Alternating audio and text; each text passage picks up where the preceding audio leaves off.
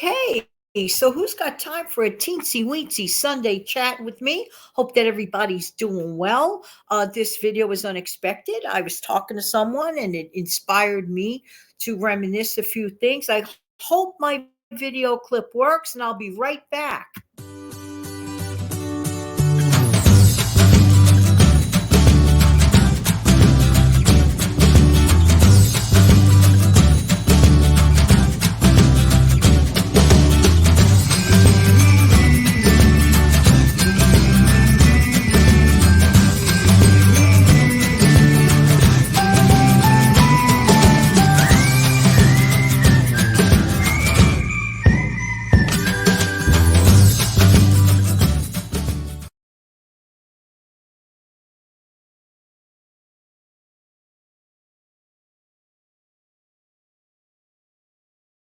Good morning, good afternoon, good evening. Hi, this is Jan. How you doing? Welcome to the Save Money and More with Jan channel. I just ran into a neighbor. Beautiful Sunday afternoon today, and we had a little bit of a chat, and we were reminiscing about certain aspects of growing up. Every once in a while, I get a little reminiscent. Sometimes when you're of a certain age, or even you don't even have to be of a certain age, but sometimes people get reminiscent of things of their childhood and of their past. And we were talking about how, like, the simplest of things brought us joy. For example, let's say, like, my dad, he would come back on a Saturday evening, for example, after a hard day's work. He worked at the post office. He also worked for Nabisco. My father was a very busy working person. And so let's say on a Saturday night, he would walk in with this little brown bag twisted with all these, what we used to call back in the day, penny candies. So when the penny candies came in on a Saturday evening, we knew it was like our own little makeshift party.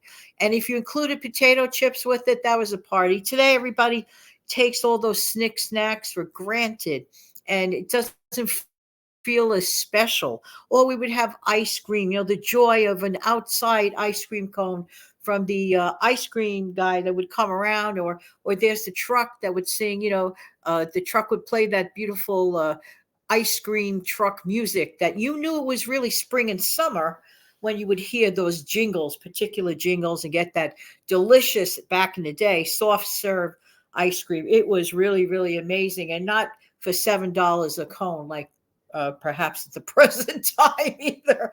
So those are really, fond little memories. I want to remind folks of something.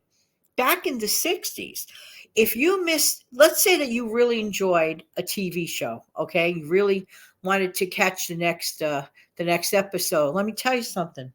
This is the reason why people gathered around their TVs every week when their favorite episodes went on, because back in those days, if you missed the episode, too bad, so sad.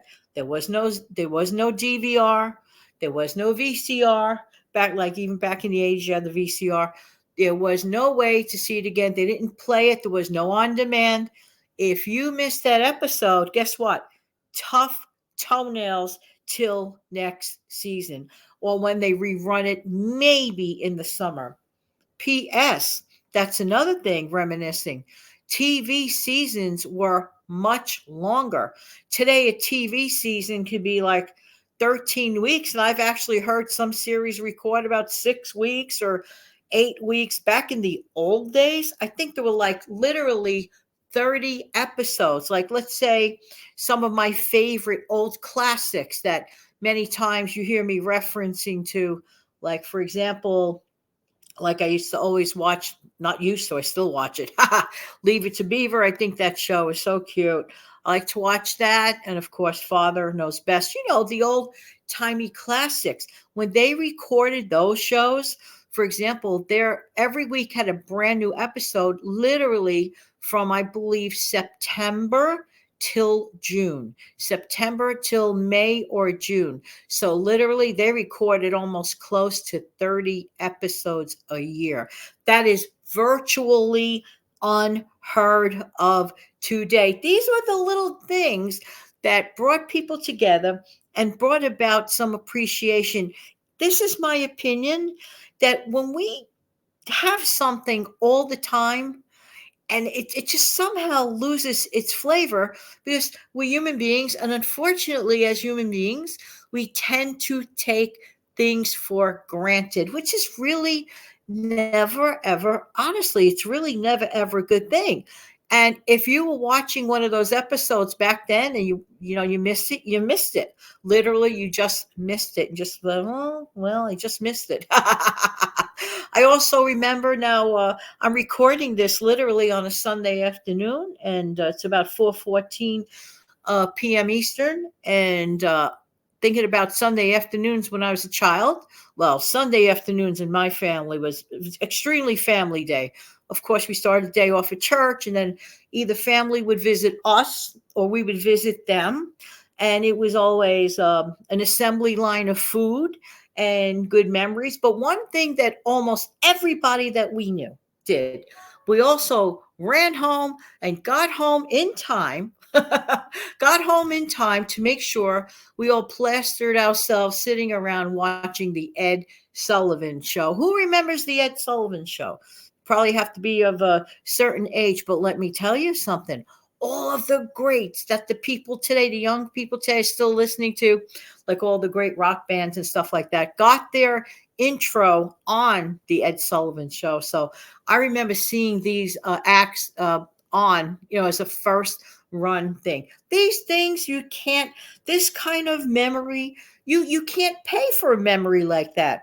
I feel that I was truly blessed growing up in such an era. The music was amazing. The movies were amazing. The TV shows were amazing. We were just like totally spoiled.